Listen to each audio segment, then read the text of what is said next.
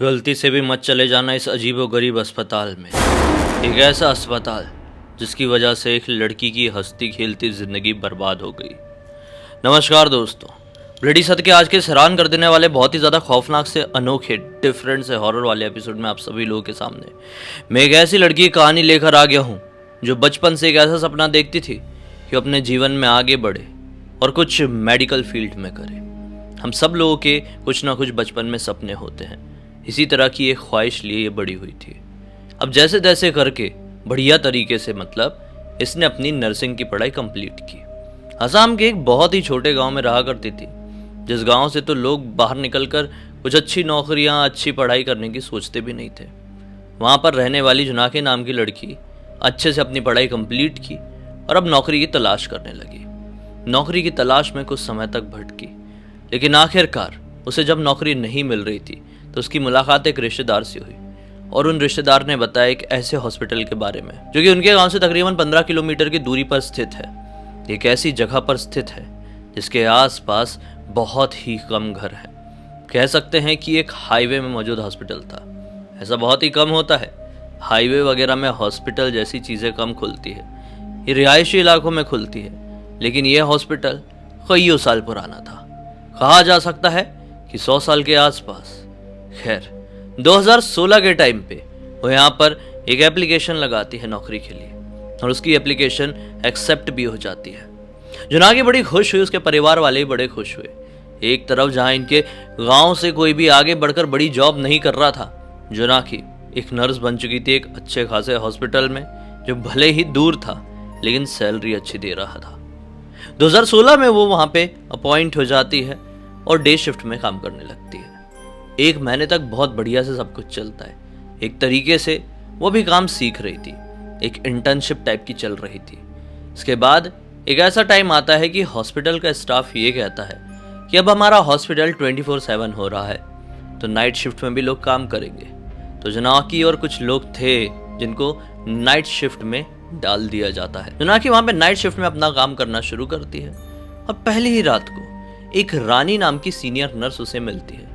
कहती है कि देखो, ध्यान रखना, नाइट शिफ्ट में तुम्हारी नौकरी लगी है। ये बात मैं सबको बता चुकी हूँ, अब तुमको ही बता रही हूँ कि रात के वक्त जब मैं चले जाऊँ 2 बजे के बाद अगर कोई भी 2nd फ्लोर से तुमको पुकारे, चाहे वो कितना भी सीरियस ही मरीज क्यों ना हो, 2nd फ्लोर में जाना मत। तुम नहीं जानती हो कि वहाँ पे जाने के बाद क्या हो सकता है। जुनाकी पूछने की कोशिश करती है, लेकिन वो सीनियर नर्स रानी उसकी बात को इग्नोर कर देती है और बात पलट देती है, अपने काम को कंटिन्यू करती है। और जब रात के 12 बजे का वक्त आता है तो रानी अपने घर के लिए निकल जाती है। अब जुनाकी और कुछ ऐसे हॉस्पिटल का स्टाफ था जो रात की शिफ्ट अपने वहाँ पर कंटिन्यू करने वाला था। यह था कि बाकी के जितने लोग थे ना, वहाँ पर पहले से काम कर रहे थे। शायद वो रानी की बात को समझ भी रहे थे और उनको कुछ ना कुछ पता था। लेकिन जुनाकी इसी सोच में थी कि आखिर क्यों कोई नर्स ये बोलेगी कि कोई मरीज कितनी भी मदद के लिए पुकारे, रात के 2 बजे के बाद 2nd फ्लोर में मत जाना। उसको थोड़ा अजीब लगा, लेकिन उसने इस बात को एक्सेप्ट कर ली। जैसे ही रात के 2 बजते हैं, 2nd फ्लोर से किसी के चिल्लाने की आवाज़ आती है, जैसे दर्द से कोई कराह रहा हो। हालांकि उसने अपनी पूरी ड्यूटी 2nd फ्लोर में 2 बजे से पहले निभा दी थी। जितने भी मरीज़ को वहाँ पे ज़रूरत पड़ती वो सब कुछ प्रोवाइड करवा के रखवा दी थी। अब 2nd फ्लोर में किसी को भी नहीं जाना था, चाहे वो कोई वार्ड बॉय हो, चाहे वो कोई कंपाउंड कोई भी हो, किसी को नहीं जाना था। 2 बजे के आसपास रानी ग्राउंड फ्लोर में अपने काम में लगी हुई थी। बहुत ही कम स्टाफ यहाँ पर मौजूद था। ऊपर से रोने की आवाज़ आने लगती है, चीखने चिल्लाने की, दर्द से कराने की और मदद के लिए पुकारने की आवाज़ आने लगती है। नर्स, कोई डॉक्टर है क्या यहाँ पे? कोई हेल्प कर सकता है हमारी? हमें बहुत तकलीफ हो रही है, प्लीज़ यहाँ पर आ जाओ। उसे ये बात मालूम थी कि रानी ने मना की और बाकी के जितने हॉस्पिटल के स्टाफ हैं, 5-6 लोग, वो सब लोग इस आवाज़ को इग्नोर कर रहे हैं।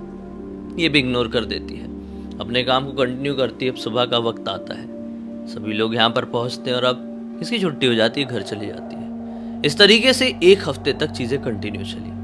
अब आया 8वां दिन। 8वां दिन जो शिफ्ट हुई वो थोड़ी सी हॉस्पिटल वालों ने डिसाइड किया कि हम इसको थोड़ा सा रोटेट करेंगे। रोस्टर बनता है और थोड़ी सी शिफ्ट को चेंज किया जाता है। तो जो रानी थी, रानी की जॉब लगती है अब नाइट के टाइम में। और जुनाकी की नाइट से डे में नहीं जाती, उसकी नाइट में ही रहती है। रात के समय सब लोग अपने काम में लगे हुए थे। 2 बजे तक ऊपर वाले फ्लोर से अपना काम कंप्लीट करके ये लौट चुकी थी और जैसे ही 2 बजे किसी की फिर से चीखने की आवाज़ सुनाई दी। इसने सोची कि जाऊं क्या, क्योंकि ये चीखने की आवाज़ एक औरत की है और ऊपर एक प्रेग्नेंट औरत आई हुई है जो एडमिट है। लेकिन फिर भी इसने अपने आप को रोकी, क्योंकि रानी ने उसे आंख दिखा दी कि जाने की सोचना भी मत।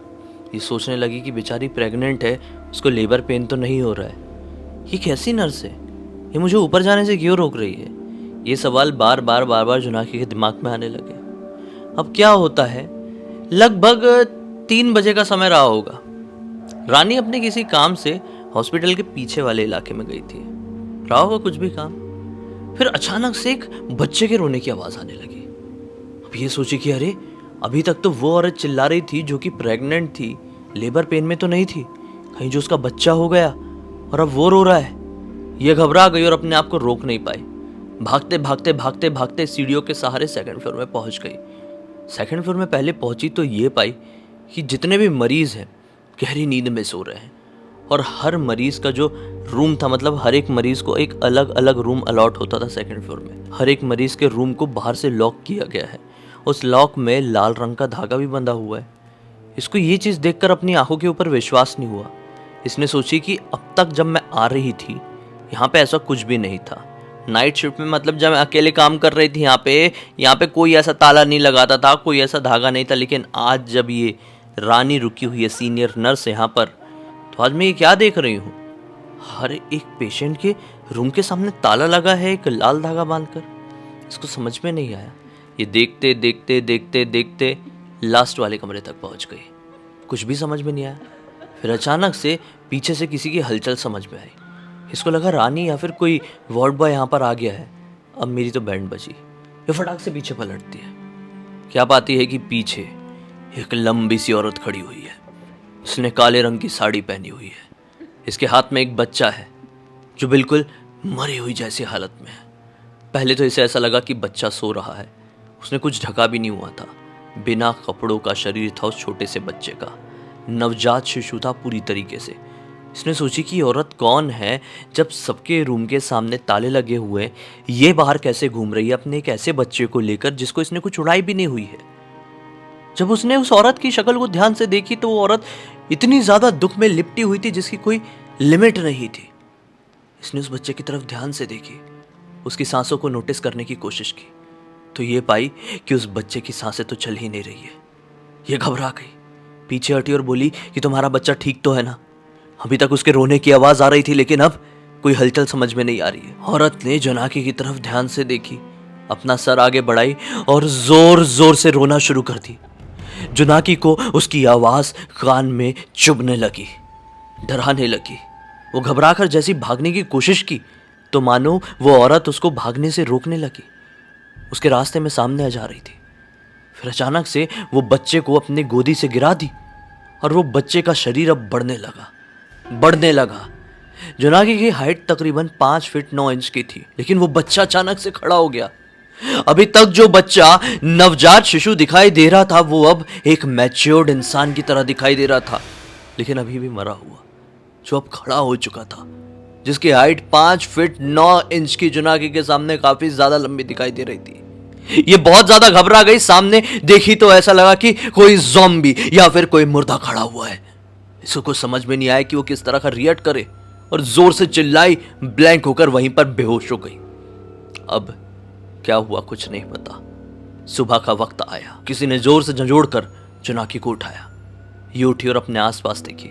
2-3 वार्ड बॉय और रानी भी यहां पर खड़ी थी, जो गुस्से से एक टक लगाए जुनाकी को देख रही थी, मानो कि उसकी ये शांत गुस्सैल भरी आंखें उससे कुछ कहना चाह रही हो। वो तुरंत ही पेशेंट्स के कमरों की तरफ देखती है, पाती है कि वो लाल रंग से लिपटा हुआ ताला भी वहां पर मौजूद नहीं है और पेशेंट्स भी अभी अपनी नींद से कुछ कुछ जाग रहे हैं और कुछ कुछ सो रहे हैं। वो समझ गई कि सुबह का वक्त हो चुका है, मैंने कुछ गलती कर दी हो। वो जैसे ही होश में आई ये सारी चीज़ों को सेंस किया, उठ के वहां से भागना शुरू कर दी, क्योंकि रात की चीज़ें उसे याद थी। भागकर वो सीधे नीचे जाकर बैठ गई, पानी पीने लगी। रानी गुस्से से धमधमाते हुए उसके पास आई। लेकिन इस बार रानी ने कुछ नहीं कहा, बल्कि जोनाकी ने चिल्लाते हुए कहा, मैं मानती हूं कि आप मेरे सीनियर हैं, आप मुझसे बातें क्यों छुपा रहे हैं? ऐसा क्या है ऊपर जो आप बार बार मुझे जाने से रोक रही थी? क्यों कोई भी हमारे हॉस्पिटल में काम करने वाला स्टाफ रात के 2 बजे के बाद ऊपर सेकंड फ्लोर में नहीं जाता, चाहे किसी की जान भी क्यों ना चली जाए? कौन थी वो औरत जो मेरे सामने आई थी, और कौन था वो बच्चा जो देखते ही देखते एक मैच्योर्ड इंसान के रूप में तब्दील हो गया था, लेकिन फिर भी देखकर ऐसा लग रहा था कि वो एक इंसान नहीं बल्कि एक जीता जागता मुर्दा है। लगातार एक के बाद एक उसने सवालों पर सवाल रानी के ऊपर दाग दी। रानी ने पहले तो जोनाकी को शांत किया, उसे काम किया और कहा कि हॉस्पिटल से बाहर आओ, तुम्हें कुछ बताना है। इस वक्त सुबह के 6:30 बज रहे थे। उसने बताया कि आज से ठीक 14 साल पहले की बात है। इस हॉस्पिटल में एक बंजारन औरत आई जिसके आगे पीछे कोई भी नहीं था। उसके पति, माँ बाप, किसी भी रिश्तेदार का कोई भी सबूत नहीं था। वो लेबर पेन में थी, बहुत जोर जोर से रो रही थी। लेकिन यहाँ पर जो डॉक्टर था वो पैसों का लालची था। इंसान को कुछ भी हो जाए वो बिना पैसों के इलाज नहीं करता था। वो तड़प रही थी। हमने बहुत कोशिश करी कि हम आगे बढ़े, उसकी मदद करें, लेकिन वो डॉक्टर समझने की कोशिश नहीं कर रहा था। फिर जब जैसे तैसे करके हमने उस डॉक्टर को समझाए, उसे लेकर गए उसकी डिलीवरी करवाने के लिए, तो क्या हुआ? बच्चा तो पैदा हुआ लेकिन मृत। ये देखकर औरत जोर जोर से तड़प तड़प के रोने लगी। शायद वो इस गम को संभाल नहीं पाई। उसको थोड़ा संभालने के बाद जब हमारी नज़र इधर उधर हुई, हम थोड़े काम के लिए दूसरे पेशेंट को अटेंड करने के लिए सेकंड फ्लोर में गए तो रात का वक्त था। उसने अपने बच्चे को गोद में उठाई और सेकंड फ्लोर से नीचे खिड़की से छलांग लगाकर खुद की जान दे दी। उसके बाद से रात के 2 बजे के बाद कोई भी हॉस्पिटल का स्टाफ ऊपर की तरफ आता तो वो जिंदा वापस नहीं लौट पाता। शायद उसकी आत्मा यहाँ पर भटकने लगी थी। किसी भी पेशेंट को किसी भी तरह का नुकसान नहीं पहुंचा रही थी, लेकिन अगर कोई भी हॉस्पिटल का स्टाफ आता तो या तो अपनी सुध-बुध में नहीं रहता या तो वो जान में ही नहीं रहता, खत्म हो जाता। इतने सालों तक, काफी समय तक हम लोगों ने ये फेस किया और आखिरकार हम लोगों ने डिसाइड कर लिया कि रात के 2 बजे के बाद जब ये कांड हुआ था, हम में से कोई भी ऊपर सेकंड फ्लोर में नहीं जाएगा, चाहे जो कुछ भी हो जाए। क्योंकि पेशेंट को कोई तकलीफ होती तो अपने आप सुलझ जाती। शायद उस लड़की की आत्मा उस पेशेंट की मदद करती। हमने जाना छोड़ दिया और इतने सालों बाद आज तुम गई। अच्छा था कि तुमने कुछ भी गलत नहीं किया, ज़्यादा सवाल करने की कोशिश नहीं की, वरना पता नहीं तुम्हारे साथ क्या हो जाता। पता नहीं तुम्हारे जीवन कैसे कौन से कर्म थे जिसकी वजह से तुम सही सलामत बच गई। ये बहुत ज़्यादा घबरा गई। हॉस्पिटल से घर जाने का वक्त भी हो चुका था। इसने अपना सामान उठाई और भागी घर की तरफ। दिन भर यही सोचती रही, नींद भी नहीं आई। दिन में ही सोएगी ना, रात में तो जॉब कर रही थी। और फिर आखिरकार इसने घर वालों के साथ मिलकर ये फैसला लिया। सारी बात घर वालों को बताई। घर वालों को भी चिंता हुई कि हमारी यार लड़की है, कुछ हो गया, ऊंच नीच हो गई तो इतनी बड़ी बात ऐसे ही थोड़ी कहेगी। समझदार मैच्योर्ड बच्ची है, जरूर कुछ ना कुछ अजीब हुआ होगा। घर वालों ने भी विश्वास किया और घर वालों के साथ मिलकर जोनाकी ने यह फैसला लिया कि अब वो उस हॉस्पिटल में नहीं जाएगी। उसने उस हॉस्पिटल में जाना पूरी तरीके से छोड़ दिया। अच्छी खासी नौकरी उसने ठुकरा दी। काफ़ी समय बीत गया। 2 साल तक वो वहाँ पर काम की थी। 2 साल तक, काफ़ी समय तक उसने बहुत अच्छे से काम की थी। लेकिन जब ये घटना हुई तो उसने वो चीज़ त्याग दी और आखिरकार कुछ समय तक घर पर बैठने के बाद वह असम से निकलकर एक दूसरी जगह पर गई, बड़े शहर में, और वहाँ पर जाकर अपनी जॉब कंटिन्यू की। आज इस घटना को 6-7 साल 8 साल बीत चुके हैं, लेकिन आज भी इस घटना की सारी यादें जोनाकी के जहन में पूरी तरीके से ताज़ा है।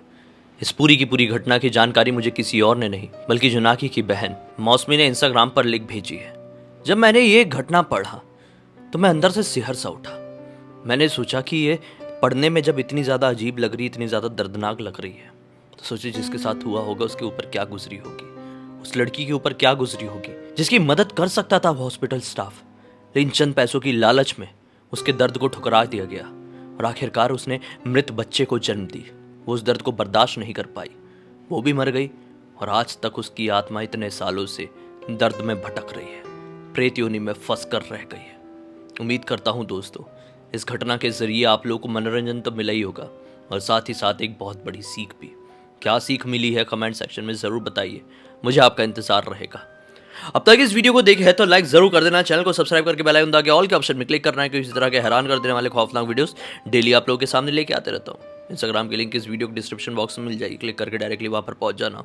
और इसी तरह की कोई भी कहानी, टॉपिक या जानकारी आप लोगों के पास भी है तो लिख भेजना, हो सकता है मेरा अगला वीडियो आप लोग के हिसाब से बन रहा हो।